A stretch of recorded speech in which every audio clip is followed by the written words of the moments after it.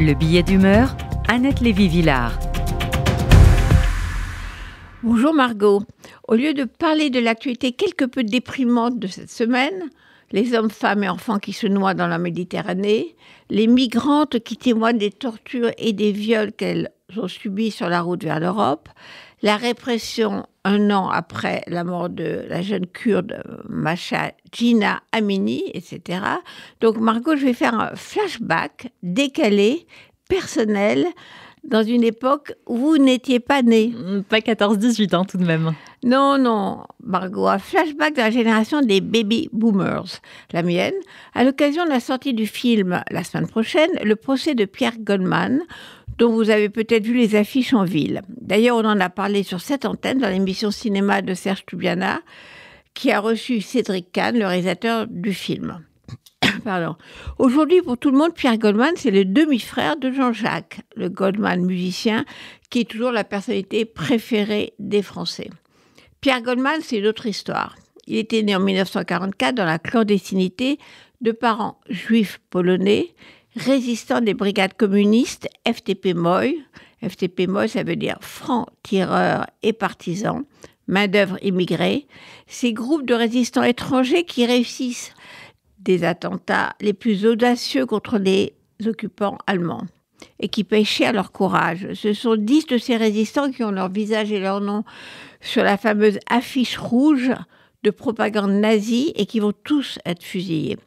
Leur chef, Missak Manouchian, va prochainement entrer au Panthéon. Élevé dans l'après-guerre, Pierre Goldman est le fils de ces héros de la résistance juive étrangère et de familles polonaises décimées par la Shoah. Après la guerre, sa mère repartira dans la Pologne communiste parce qu'elle y croit encore. Son père, lui, a perdu ses illusions. Mais quand, dans les années 66-68, jeune étudiante à l'université de droit d'Assas, j'ai aperçu Pierre Goldman, il était une sorte de héros de la gauche de l'époque. Et est-ce que pour vous, c'était un héros ? Un petit héros. Il était chef du service d'ordre de l'UNEF. Nous autres étudiants de gauche, dans l'université d'Assas, repère des fascistes, étions souvent attaqués à la sortie de la fac. Et soudain, on entendait les activistes d'extrême droite hurler « Goldman arrive !» et s'enfuir, terrorisés par ce mec costaud entouré d'autres étudiants baraqués comme lui, armés de manches de pioche ou de barres de fer. On rejouait la résistance armée contre l'occupation. Et pour cette génération d'après-guerre, comme moi, on montrait que les Juifs ne se laisseront plus attaquer ou massacrer par les antisémites. Et puis arrive mai 68. On change tous, on se débarrasse peu à peu des idéologies marxistes. Et l'invasion des tanks russes en Tchéco finit de dynamiter les dernières illusions sur le communisme. Mes copines et moi partons fonder le mouvement de libération des femmes. Pierre Goldman, lui, décroche. Il zappe mai 68 pour rejoindre les guérillas de Che Guevara, atterrir dans un camp d'entraînement au Venezuela. Quand il rentre en France en 1969, il déprime, paumé, vire de guérillero avec cause à gangster désargenté. Il braque des pharmacies, pas très glorieux. Mais le 19 décembre 1969, une pharmacie, boulevard Richard Lenoir à Paris, est cambriolée et le hold-up finit dans le sang. Les 2 pharmaciennes sont tuées, un policier en civil est blessé. Plus tard, un informateur va dénoncer Pierre Goldman. Arrêté, il est condamné à la perpétuité dans un premier procès en 1974. Il reconnaît les attaques de pharmacie, mais pas la dernière, pas la tuerie. En prison, il écrit un très beau livre autobiographique qui sera un best-seller, Souvenirs obscurs d'un juif polonais né en France. Il répète qu'il est innocent. Et les intellectuels se mobilisent alors pour la cause Pierre Goldman. Oui, le premier procès est cassé. En 1976, il y a un deuxième procès. C'est le sujet du film de Cédric Kahn. Et Goldman est acquitté pour les meurtres des 2 pharmaciennes.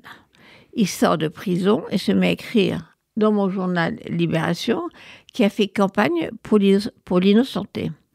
C'est là où je le retrouve et je deviens ami avec le juif révolutionnaire des années 60, soldat perdu de la Révolution,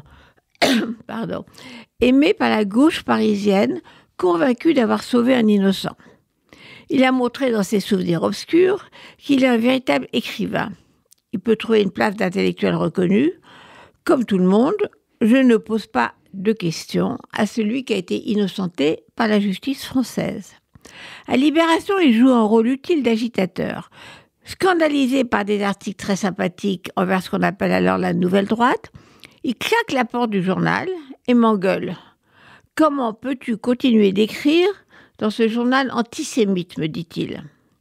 Je réponds que l'antisémitisme rôde toujours, mais que la France n'est pas un pays antisémite, ni Libération un journal antisémite. Même réhabilité, Pierre Goldman continue de fréquenter voyous et trafiquants qu'il a connus en prison. Le 20 septembre 1979, il est abattu par un commando devant sa porte. Un mystérieux groupe au nord de la police revendique son assassinat, mais il pourrait s'agir d'un règlement de compte de grand banditisme. En tout cas, il a droit à des funérailles grandioses. Sartre et Beauvoir en tête du cortège vers le Père-Lachaise. Chargé par Libération de faire le reportage sur l'enterrement de Pierre Goldman, un ami, j'étais moi-même étonnée de cet hommage national. Un innocent ou un coupable ? Mais le personnage, malgré ses côtés justement très obscurs et ses dérives dangereuses, était resté pour cette génération un révolté idéaliste qui n'avait pas compris que la guerre était finie et que Hitler l'avait perdue.